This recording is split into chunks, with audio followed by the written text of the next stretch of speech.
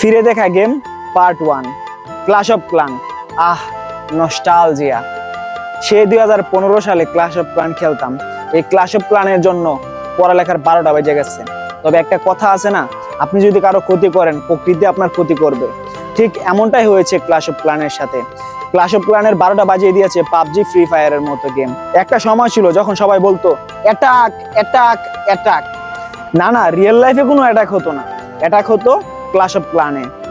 সেই সময়টাতে clash of clan এতটা জনপ্রিয় ছিল যার ধারে কাছে অন্য কোনো গেম ছিল না। তবে বর্তমানে ক্ল্যাশ অফ ক্লান কেমন আছে সেটাই আজকে দেখার চেষ্টা করব।